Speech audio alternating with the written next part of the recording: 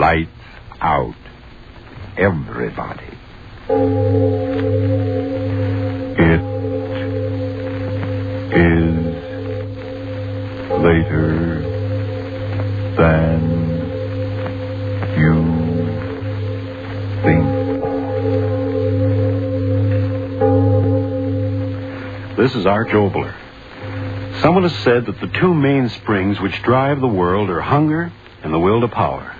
I think we'll all agree about the hunger, but as to the will to power, well, sometimes I think it's not quite as strenuous as that. There are some people in this world who don't want to run anything. They just want to be liked. And that's the mainspring of our story tonight, Oxychloride X.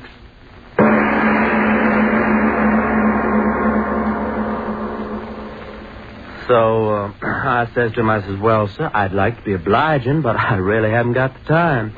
And he says to me, well, Mr. Jackson, after all, we're making this proposition only to a few outstanding student representatives on the campus. And we do feel that you should be interested in our proposition. Well, So, what did you say? well, I said, mister, I can't be bothered. Just can't be bothered. And I gets in my car and off I goes. But, Bob, free clothes just for wearing them around the campus. Listen, Stan, my boy, what I want to be a clothes horse for any old haberdashery. My old pappy's got more money than he knows what to do with. Now, what for, I ask? Well, I guess you got something there. Say, who are you going to take to the dance Saturday night? Haven't made up my mind. How about that new number over at the Roto House? No, thank you, brother. What's the matter? Well, did you ever take a look at her feet? No, sir. Never got below her chin. Hold it. Yeah? Ray Stewart to see you, Stan. Oh, yeah. Send him on up. Ray Stewart. Who's he? Well, we're still short one pledge, aren't we? Oh, yeah, I know, but Ray Stewart, who is he? Oh, I met him over in chemistry. Got a mind like a textbook. Oh, but who is he? We can't pledge a man just because he's a grind. Well, we could use a few grinds around here. Exams come around, there's nothing like a few of those brainy boys to pull us through. But who is he? Where's he from? Who's his family? Who's his Hold it. Come on in, Ray. Oh, thank you. Oh, it was good of you to bother to come over tonight. It was good of you to ask me. Oh, not at all. Ray, I want you to meet the president of our house, Bob Jackson. Mr. Jackson, Mr. Stewart. I'm certainly glad to make your acquaintance. I might as well admit this is the first time I've ever been in a fraternity house. Really? Sit down, Ray. Make yourself at home. Oh, thank you. Now, tell me, Ray, do you ever go in for any sports back in your prep days? Oh, no, I never had much time for that sort of thing. No. No, I think that sports should be put into their proper place. After all, I'm sure you agree they aren't particularly important. No? And what, might I ask, is important in your estimation, Mr. Stewart? Doing things. Being someone. What? Doing things man's never done before. Taking the elements and transmuting them into things which never existed until you thought of them. That's important. That's being almost godlike, isn't it? Master, how you talk. Oh, sorry, I get sort of carried away. Yeah. Well, that's all right. Bob, this boy sure knows his chemistry. Huh? Oh, I really don't know so much. Say, I ought to know better. You pulled me over some tough spots in this course. I'm very glad to help you whenever I can. If I lived here, I could help you all the time. I could help you too, Mr. Jackson. If I need help, I know where to get it. Oh, I didn't mean to offend you. It's all right, Stewart. Now, tell me, you're from around Chicago way, aren't you? Oh, no, Milwaukee. Lived there for years. Don't tell me I'm one of those brewing families. Oh, no. We're not wealthy people at all. My father runs a small business. It isn't much, but we get along. Oh. I don't think money's important anyway if a person's ambitious. Do you, Mr. Jackson? Oh, no. What's money? You fellas may think this funny, but well, I always thought it's more important what a fella does than what he has. I mean, I've always had the feeling that someday, somehow, I'm going to do something really important. Maybe even miraculous. Well, now, what do you expect to do? Discover the missing link? Yes, Stewart. What is this miracle you expect to perform? Well, I don't know exactly. Ever since I've been just a kid, I've been interested in chemistry, and I've had a feeling that someday I'd perform an experiment, mix certain chemicals together, and something would happen that never happened before. Now, you hear that, Stan? A miracle man. Amazing, my dear Bob. Simply amazing. I know it sounds silly, but The things I dream about always seem to work out. Well, would you mind telling us the last miracle that worked out? Well, this. This? Oh, what do you mean? Well, as long as I can remember, I've always wanted to belong to a fraternity, and here I am. I mean, you invited me. Well, now, just a minute there, fellow. Mr. Stewart, it's been awfully nice of you to come over and visit with us, and someday we'll have you back again. But now we've got some studying to do, so if you don't mind... Oh, no, not at all. It was nice of you to invite me over. Well, good night, fellas. Good night. Good night. All the screwy crackpots. Did you see the look in his eye when he was talking about miracles? Yeah. Well, it'll be a miracle if he ever gets back into this house again, I'll tell you that. What in the world ever made you ask him over here? Well, I didn't know. How was I to know he's a crackpot? Pledge him to our fraternity. Pledge him to the booby hatch.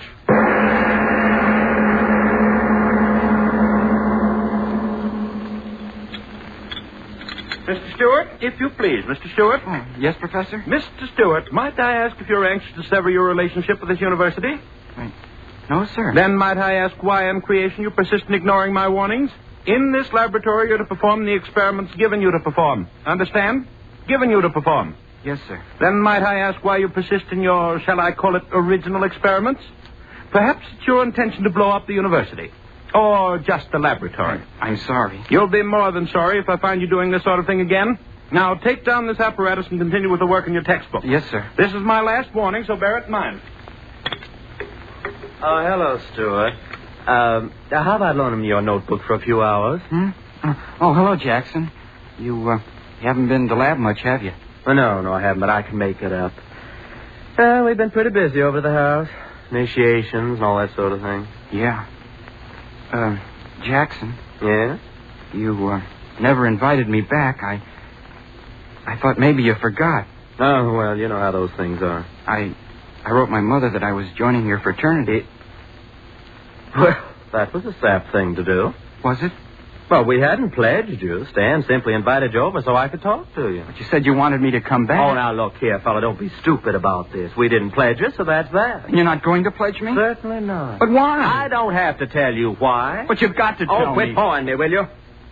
All right, you're asking for it, so here it is. We didn't pledge you because we think you're a crackpot. A what? A crackpot. You talk about miracles. You spend every minute of your time here in the lab monkeying around with things you don't know anything about, getting yourself in all kinds of trouble. Yeah, and you look like a first-class screwball. But I'm just trying to make... Yeah, whatever it is you're trying, it isn't normal. I'll bet you never had a glass of beer in your life. And if a girl ever looked at you, you'd fall over in a faint. Then you're not going to pledge me?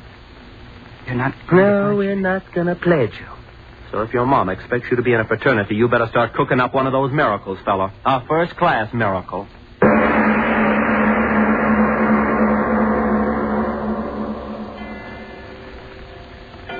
Sleep. It's so late. Sleep. I've got to sleep. Not gonna pledge you. That's what he said. Not gonna pledge me. Why do I keep thinking about it? If I could only sleep. Sleep. We think you're a crackpot. Oh, I gotta stop thinking about these things. It's not healthy to think what I'm thinking.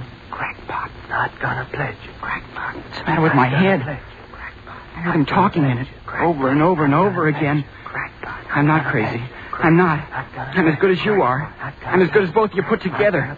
Stop saying that. Stop saying it. I'll show you. I'll show you both. I'm better than you are. I'm better than anybody. I'll show you.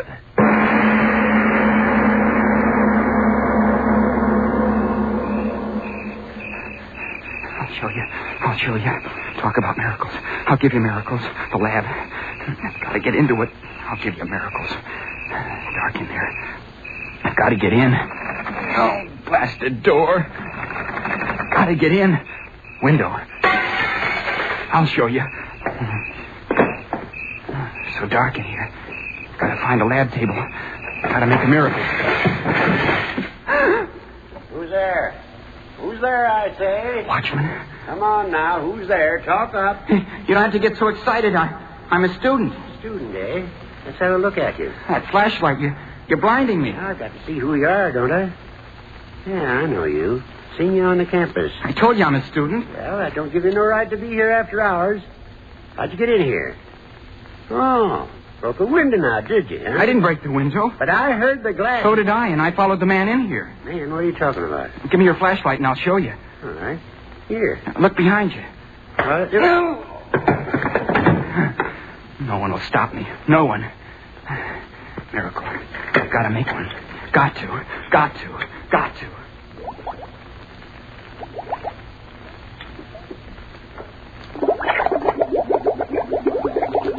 10cc barium. 5cc selenium oxychloride. Oh, good. You're working out just as I planned. Who's there? Who's that working there? Professor. Oh, it's you, Stewart.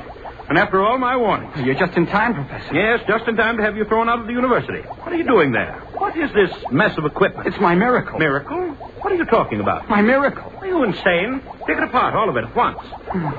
Listen to it bubbling. A beautiful sound, isn't it, Professor? Take it apart, I tell you. Empty out the retort. No, I've got to wait. Are you mad? Turn out the burners. No, all right, I'll turn them off for you. No, stay where you are. Stewart, put down that acid. I'll smash the bottle on your head if you touch anything on the table. No, don't throw it. Put the bottle of acid down, Stewart. Please. My experiment.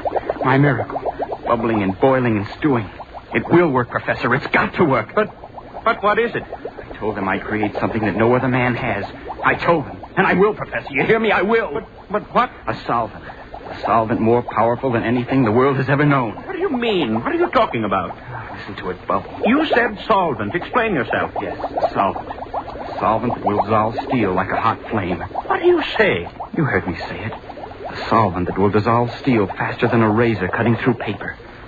Do you know what that means? Run a line of this liquid across a steel girder, and the girder will crumple like a falling tree.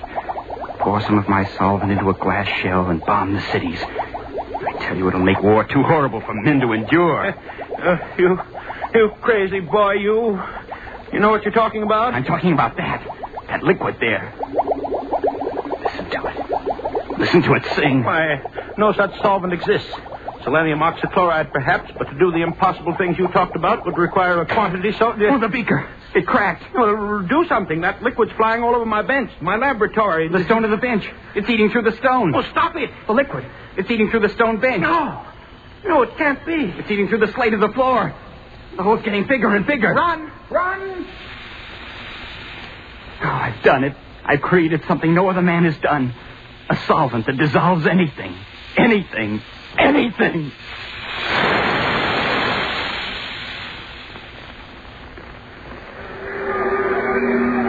what happened? What's the matter? The lamp. I guess it's on fire. Well, where's the fire? I can't see anything. The whole school's out here. Hey, fellas, what's up? Nobody seems to know. Something's going wrong in the lab. The fireman won't let us in. Something burning? I don't know. Can't get near enough to find out. I can't see any fire. There's plenty of smoke going. Plenty of excitement. Read about it in tomorrow's paper, I'll bet you. Hey, listen to that sound. Yeah, it sounds like water. Gosh, what is it? Hey, everybody back! The building. It's going to crash. Run!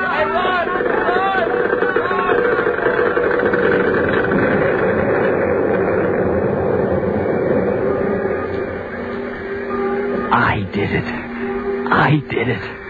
A solvent that dissolves anything. Anything.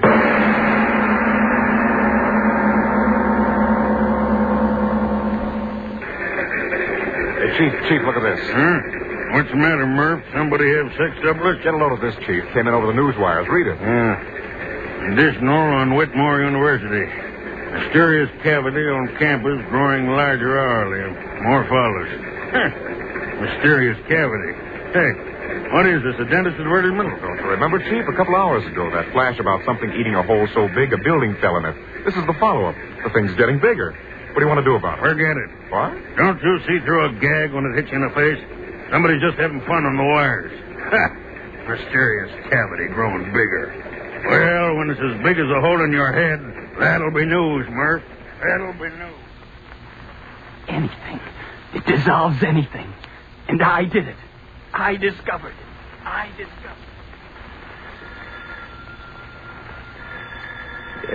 Yes. Hello. What is it? Yes, this is Dr. Whitmore. Who is this? Who? National News Service. Now, look here, my good man. It's 4 o'clock in the morning, and I'm supposed to be resting. My vacation, you know. What? My university. Building collapsed. But But are you sure? Yes, I'll call them long distance at once. No, I can't give you any sort of statement now. Hang up, man. I've got to get the operator. Operator. Give me long distance. Give me... What? Long distance is calling? Well, put them on. Hello. Yes, this is he. Rogers? Yes, Rogers. What? Did? That's impossible. Larger? But how could it grow larger? Chemicals? Are you drunk, man? Insane? It's impossible. But you must do something. Listen, mister. I'm a fireman, not a magician. But that hole, it's 20 feet wider than it was 10 minutes ago. Mister, I don't know what it's all about. No fire and the ground's burning right away. We have $5 million worth of property on this ground. If that whole For spreads... Pete's sake, leave me alone, will you? We've been throwing water on the edges of the thing ever since the building fell in, but it don't do no good. Listen to this out of tonight's paper. The latest news on the Whitmore University mystery. What at first was treated lightly by all newspapers as either a hoax or a shifting of earth stratum has now developed into an authentic yet unbelievable situation. The hole, which began at the site of the chemical laboratory building, is now 300 feet in diameter and spreading with unbelievable rapidity. Fire departments and fire experts from all neighboring communities within a radius of 100 miles have been called in, but have been helpless to combat the rapidly spreading pit. Many conflicting theories have been propounded as to the cause of the cave-in, but at last reports nothing definite had been determined. That's enough, Professor Parker. What about the solvent? Unbelievable, unexplainable as it is apparently self-regenerating and oxidizing anything it comes in contact with so quickly that we see no fire but only the rapidly growing cavity where the earth is being consumed. But, Professor Parker, what is this solvent? Surely you don't expect us to believe that this student you were telling us about... I mean exactly that. Oh, preposterous. It's a fault in the structure of the earth. There is no such thing as a self-regenerating solvent. Simple cave-in, that's all it is. Gentlemen, if you please. What I know, I know. Oh, it's preposterous. Gentlemen, if you please. If my professional reputation is not enough to substantiate what I've said, then at least you'll listen to the boy himself. He's here. Listen to him. Well, why should we? Yes, gentlemen, if you'll listen, I'll tell you. You'd better listen to me. Gentlemen, please. What Professor Parker said is true. It is a solvent. It dissolves anything it touches quickly, furiously. And the byproducts of that dissolution give it new strength and movement. And I discovered it, gentlemen. I know, but what will happen? What can we do? We can wait. Wait? How can we wait? Look out there. The hole's within 2 feet of another building already. We've got to stop it. At once. If you don't... The building! The foundation's undermined! Crashing!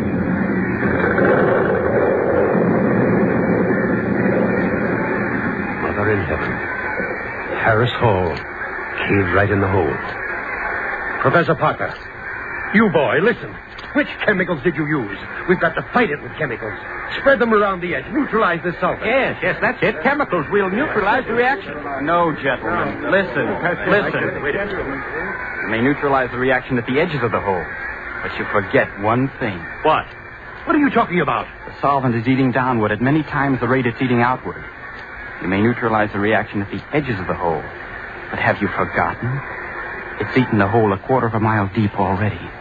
And it's eating into the earth faster and faster. How are you going to stop that? Faster and faster at an ever-increasing rate, this strange cancer on the surface is eating away. It is now approximately 14 hours since the phenomenon began, and already it has eaten outward a distance approximately 1 mile in diameter, with a resulting damage of over 1.5 million in property. Truly, the most astounding factor in this catastrophe is the fact that the hole is increasing in depth at an unbelievable rate. At our last reports, approximately 10 minutes ago, the pit had reached a depth of approximately 3 miles, and experts apparently refuse to predict how much further this earth cancer will go. What only a handful of hours ago was a quiet section of the country in which stood the Whitmore University is now a great gaping pit in the surface of the earth, out of which rise strange noxious gases as that burning something eats deeper and deeper and deeper into the bowels of the earth. The latest sonic recordings indicate that the shaft has now reached a depth of 11 miles, 2,342 feet. I'm right on the scene and will continue to send reports as quickly as I get. Sure is a crowd here. Yeah, 500,000, they say. Yeah, watching and waiting. And for what? Ain't it ever going to stop, Stan? Don't ask me. I don't know. It's going deeper and deeper every minute. There ain't no stopping it. Listen to them. Scared, ain't they? Every one of them. Well, aren't you? Yeah, sure. That hole going deeper and deeper into the ground, and nobody can stop it. And what happens when it gets all the way through, nobody knows. Sure, I'm scared. Scared plenty. Earthquake. Help. Send help. Volcano erupting. City on fire. Martial law declared. Tidal waves sweeping inland. Nothing can stop it. Nothing. Nothing. Earthquake. Fire. Tidal waves. We're coming to an end. Judgment of God. Judgment of God. From Siberia to Cape Town to San Francisco and around the world again. I tell you, the Earth's ripping apart. And I tell you, it's that hole in the ground that's done it. It's affected the rotation of the Earth. Unbalanced things. Yes, and it's biting deeper every minute. What'll happen when it eats through to the other side? The ocean pouring through. We'll die. We'll all die. Who's to blame? Who's to blame? Who's to blame? It's that kid who's to blame. Yeah, we read it in the papers. That crazy college kid. There he is. That's him. That's him. No, let me go, you fools, you. I've done a great thing, a wonderful thing. Created something no one ever thought of. No, let me down. Let me down.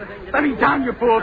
I started the song, but I didn't know this would happen. You can't blame me for a miracle. Throw him in the hole. No. Yes, throw him in the hole. He made it. No, don't throw me down in there. There's no bottom to it. No, no.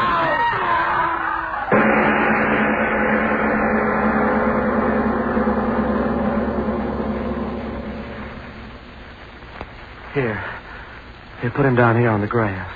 Dan? Yes. Boy, oh boy, will this be a sensation on the campus. But, Watchman, how did it happen? Well, I'm making my rounds of the grounds as usual, and all at once in the moonlight I see this fellow walking across the grass. So I go up to him and I see the fellow's walking in his sleep. In his sleep? Yeah. And just when I starts to grab him easy-like, he pulls loose, yells something about, "Don't throw me in, don't throw me in." And then he runs across the campus and dives headfirst down into the swimming pool. And it's empty. When I pull him out, he's like he is now.